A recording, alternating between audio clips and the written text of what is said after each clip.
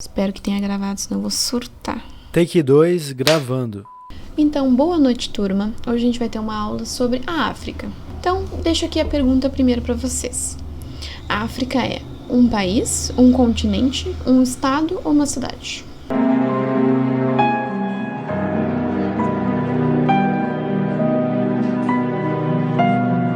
Resposta correta é um continente, né? Um continente africano. Então, vamos dar uma olhadinha primeiro na localização da África. Então, a África é este continente aqui, certo? Este é o mapa mundi, este continente aqui. A África é cortada pelos principais paralelos, né? Então, ela é cortada pelo Equador, aqui na região mais central. Ela é cortada pelo Trópico de Câncer, na região norte. E ela também é cortada pelo Trópico de Capricórnio, na região mais ao sul do continente africano, certo? A África também é cortada pelo meridiano de Greenwich, que é o principal meridiano, né? O meridiano de 0 graus. Por ser cortada pelo Equador e pelo meridiano de Greenwich, a gente pode dizer que a África, ela tá tecnicamente no centro do planeta, tá? Então aqui no nosso mapa a gente pode ver que ela tá localizada ali em laranja, né? Tem uma flechinha. Tá localizada uma parte no hemisfério norte e uma parte no hemisfério sul. Então aqui alguns dados gerais sobre o continente africano. O continente africano é o terceiro maior continente em área, certo? Então ela conta com 30 milhões de quilômetros quadrados do seu território total, né? Da sua área total. Por contar com uma área tão grande, a África tem uma diversidade climática muito abundante. Então ela apresenta desde climas desérticos ao norte até climas de floresta equatorial na região mais central. Isso a gente vai ver um pouquinho depois. Então a África é o segundo continente mais populoso da Terra, perdendo somente para a Ásia, né, que tem praticamente 1/3 da população no seu total. A África conta com mais de 1 bilhão de pessoas. Então isso representa em torno de 1/7 da população total do planeta. A África conta com 54 países independentes, embora ainda tenha países na África que estejam sob o domínio das potências europeias, né? Então, países que não são donos do próprio território. Isso, é claro, é fruto do neocolonialismo, que a gente vai ver um pouquinho mais pra frente. Então, aqui a gente vê uma comparação em relação ao real tamanho do continente africano. Alguns mapas, como esse aqui que eu tenho aqui, eles demonstram que o continente africano é bem grande sim.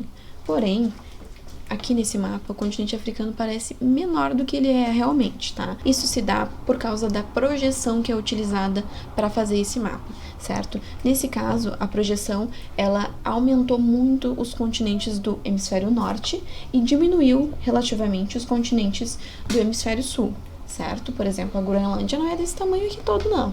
Ela é bem menor, ela é 1/3 do território que ela tá nesse mapa, certo?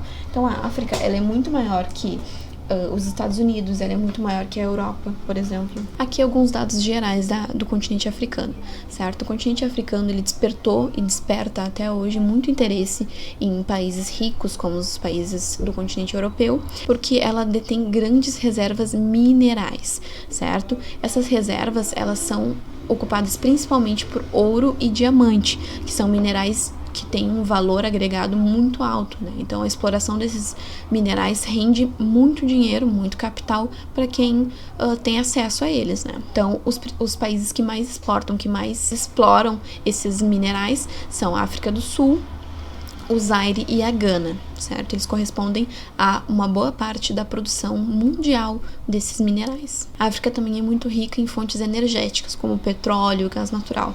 Outra questão que chama muita atenção dos países ricos, dos países europeus, no caso. Aqui eu queria deixar uma inquietação para a gente responder.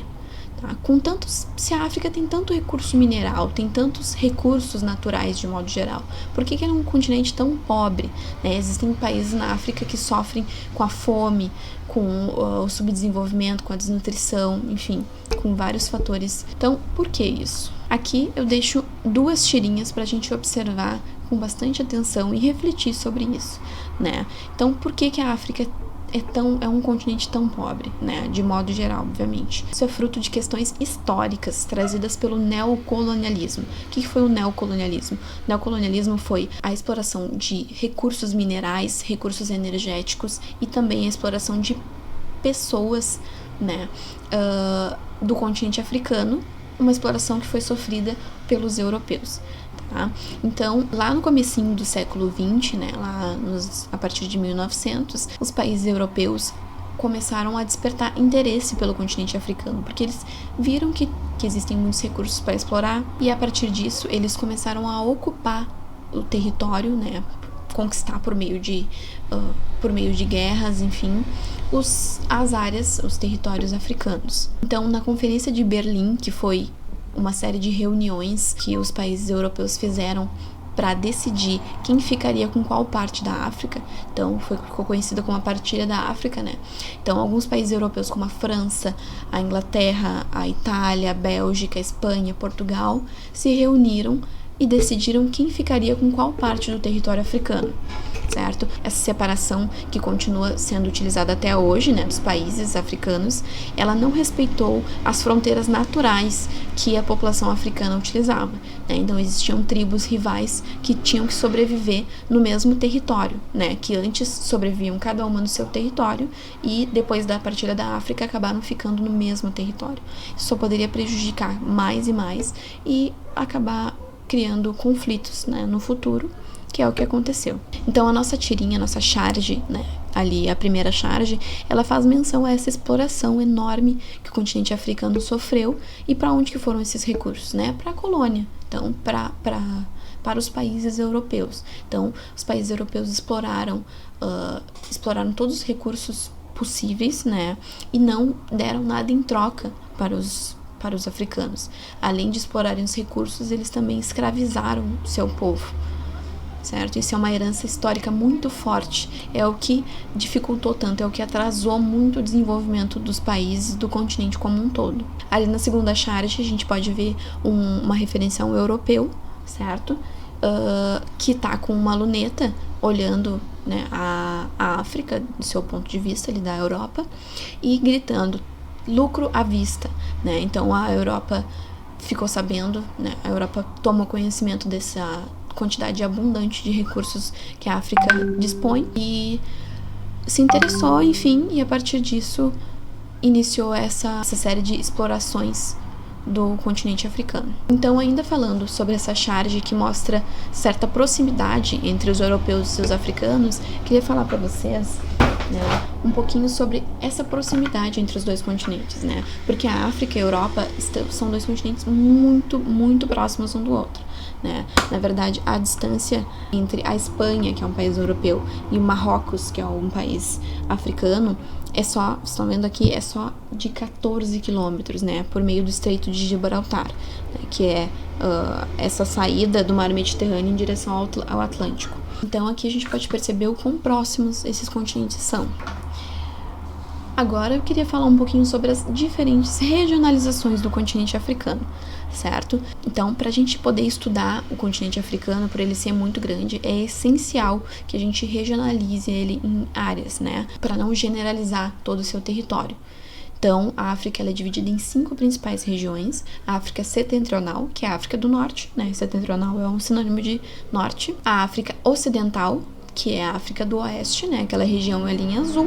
A África Oriental, que é a região do leste da África, que contempla ali a ilha de Madagascar, né? Que é aquela ilha em verde ali. A África Central e a África Meridional, que é a África da região sul do continente. Então aqui a gente vai falar um pouco sobre algumas paisagens em destaque do continente africano. Então o deserto do Saara, ele é um deserto muito grande, que a gente pode ver no mapa. Então, toda aquela área da cor mais clara, de um bege mais claro, corresponde ao deserto do Saara. Então, ele tem mais de 9 milhões de quilômetros quadrados, certo? Ele abrange 3 regiões da África, a setentrional, a central e a ocidental, certo? Então, praticamente toda a região norte do continente africano está sobre o deserto do Saara. Por ser tão grande também, ele abrange vários países, como a Argélia, o Egito, o Chad, a Tunísia, enfim, Marrocos, né, diversos países que estão nessa região. E aqui eu trago uma questão bem curiosa. Então, o deserto do Saara, ele nem sempre foi seco como ele é hoje, nem sempre foi um deserto. Então, em torno de 8 mil anos atrás, populações de pessoas e animais viviam no meio do deserto, né, porque era uma área mais úmida. Mas por questões climáticas, né, então pela questão da localização geográfica do deserto do Saara, então ele está muito próximo ali do Equador e também do Trópico de Câncer, né, ele está numa região onde a insolação, a incidência solar é muito alta, então como tem uma área muito grande, ele também sofre o efeito de continentalidade, que é aquele efeito de que quando o território é muito grande, as regiões mais internas desse território não vão receber umidade dos corpos d'água que estão em volta.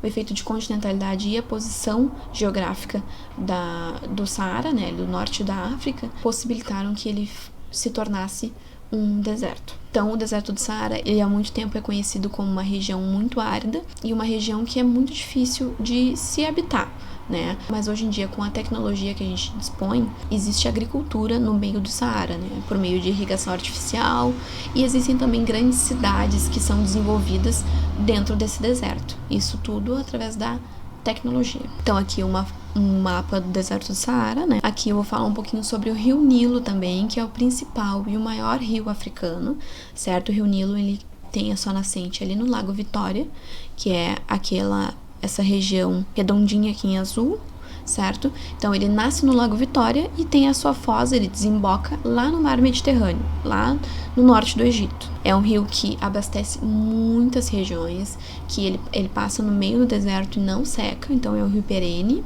que possibilita o acesso à água a muita gente, por mais que existam regiões que têm mais dificuldade de acessar essa água por questões sociais e políticas. Então, outra paisagem que é importante a gente destacar é a floresta do Congo. Então, a floresta do Congo é uma floresta parecida com a floresta amazônica, que, assim como a floresta amazônica, sofre muito com o desmatamento, com a extração ilegal de madeira, certo?